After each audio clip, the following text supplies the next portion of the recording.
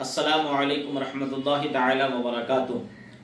ایک بھائی ہیں، انہوں نے یہ سوال کیا ہے کہ حضرت جو سیریا میں جنگ و قتال ہو رہا ہے تو کیا ملک شام ہی سیریا ہے، اور اگر ہے تو حضور نے اس جگہ کے بارے میں کیا فرمایا؟ دیکھیے، حضرت عبداللہ ابن عمر رضی اللہ تعالی عنہ سے مروی ہے کہ اللہ کے رسول صلی اللہ علیہ وسلم نے ایک مرتبہ یہ دعا کی، اللہم بارک لنا فی شامنا وفی یمننا، اللہم بارک لنا فی شامنا وفی یمننا، اللہم بارک لنا فی شامنا وفی یمننا، یعنی اے اللہ ہمارے لیے ہمارے شام اور ہمارے یمن میں برکت فرما، اے اللہ ہمارے لیے ہمارے شام اور یمن میں برکت فرما، اے اللہ ہمارے لیے ہمارے شام اور ہمارے یمن میں برکت فرما۔ تو شام کس جگہ کو کہا جاتا ہے جس کے لیے حضور نے برکت کی دعا کی؟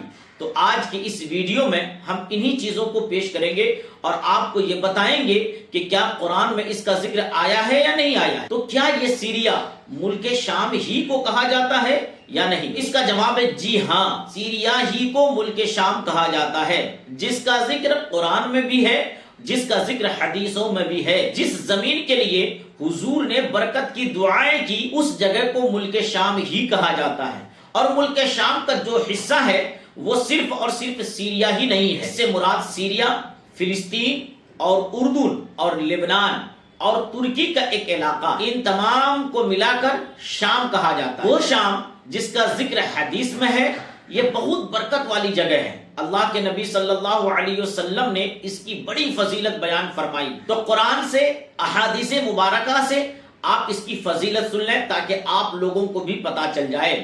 قرآن مجید میں بہت ساری جگہوں پر اللہ تبارک و تعالی نے اس جگہ کی فضیلت کو بیان فرمایا ہے۔ جس طریقے سے ایک مقام پہ اللہ تبارک و تعالی ارشاد فرماتا ہے وَنَجَّيْنَاهُ وَلُوطًا إِلَى الْأَرْضِ الَّتِي بَارَكْنَاهُ فِيهَا لِلْعَالَمِينَ، یعنی ہم نے ابراہیم اور لوط علیہ السلام کو اس سرزمین میں پناہ دی کہ جسے ہم نے اہل دنیا کے لیے برکت والا بنایا، سرزمین میں پناہ دی۔ تو اس سرزمین سے مراد کون سی سرزمین ہے؟ تو اس سرزمین سے مراد شام ہے، کیونکہ حضرت ابراہیم علیہ السلام نے اور حضرت لوط علیہ السلام نے جو ہجرت کی تھی وہ عراق سے شام کی طرف کی تھی۔ تو یہ ملک شام ہی ہے جس کا ذکر قرآن میں بھی ملتا ہے اور احادیث مبارکہ میں بھی ملتا ہے۔ اچھا، قرآن سے آپ نے سماعت کر لیا، اب حدیث شریف میں رسول کائنات صلی اللہ تعالی علیہ وسلم نے اس جگہ کے بارے میں کیا فرمایا؟ حضرت ابو ہریرہ رضی اللہ تعالی عنہ روایت کرتے ہیں اور وہ کہتے ہیں کہ رسول کائنات صلی اللہ علیہ وسلم نے ارشاد فرمایا کہ میری امت کی ایک جماعت اللہ کے حکم پر قائم اور دائم رہے گی، اس کا مخالف اسے کوئی نقصان نہیں پہنچا سکے گا، اور وہ اپنے دشمنوں سے جہاد کرتے رہے گی۔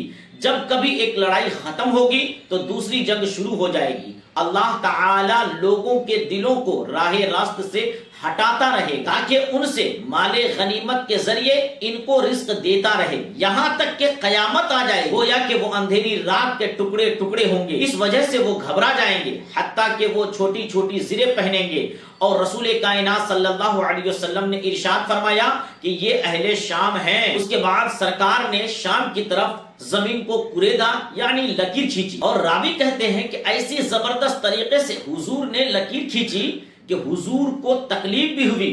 تو اس حدیث سے پتا چلا کہ جو چل رہا ہے وہ تو ہوگا اور چلتا رہے گا، لیکن حضور نے ارشاد فرمایا کہ آخر میں اللہ تعالی کی مدد ان کے ساتھ ہوگی، یعنی ایمان والوں کے ساتھ۔ اور ایک دوسری روایت میں ہے کہ حضور علیہ السلام نے ارشاد فرمایا کہ اللہ کا حکم آنے تک میری امت کا ایک گروہ حق پر قتال کرتا رہے گا۔ اے اہل شام، میرا خیال ہے کہ وہ تم لوگ ہو۔ سیدنا ابو امامہ رضی اللہ تعالی عنہ سے مروی ہے کہ رسول کائنات صلی اللہ علیہ وسلم نے فرمایا کہ اللہ کی زمین میں سے اس کا انتخاب شام کی سرزمین ہے، اور شام میں اللہ کے کئی پسندیدہ بندے ہیں، اور میری امت میں ایک ایسی جماعت بھی ہے اور بغیر کسی سزا کے جنت میں داخل ہو جائیں گے۔ وہ کون ہے؟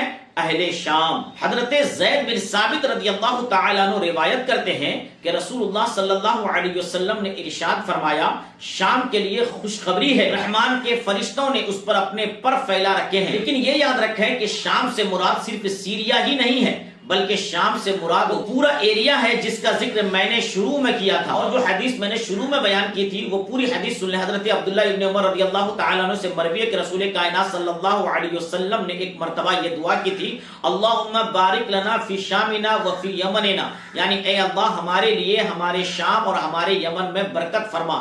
اس پر صحابہ کرام نے عرض کیا یا رسول اللہ ہمارے نجد میں بھی، اللہ کے رسول نجد کے بارے میں بھی برکت کی دعا فرما دیں، تو حضور نے فرمایا وہاں زلزلے اور فتنے برپا ہوں گے اور وہیں سے شیطان کا سنگ برآمد ہوگا۔ مختصر آپ کے سوال کا جواب یہ کہ جو آپ نے سوال کیا ہے کہ کیا سیریا ہی کو ملک شام کہا جاتا ہے جس کا ذکر قرآن میں آیا ہے، تو جی ہاں سیریا ہی کو ملک شام کہا جاتا ہے، لیکن صرف سیریا ہی نہیں، پورے شام کے بارے میں حضور نے دعا فرمائی۔ شام وہ زمین ہے جس سے محبت اللہ کے رسول نے کی۔ امید ہے کہ آپ نے جو سوال کیا اس سوال کا جواب کو تشفی بخش مل گیا ہوگا۔ اللہ سے دعا کریں کہ وہاں جو ہمارے بھائی اور ہماری بہنیں ہماری مائیں ہیں ان پر اللہ رحم فرمائے، ان کی عزت و عظمت اور آبرو کی حفاظت عطا فرمائے، سکون و اطمینان کی زندگی عطا فرمائے۔ واللہ اعلم ورسولہ اعلم بالصواب۔ ایسے ہی دین کی ضروریات اور دینی مسائلوں کو جاننے کے لیے ہمارے چینل کو سبسکرائب ضرور کر لیں اور اس ویڈیو کو اپنے زیادہ سے دوستوں احباب تک شیئر کریں۔ السلام علیکم ورحمۃ اللہ تعالی وبرکاتہ۔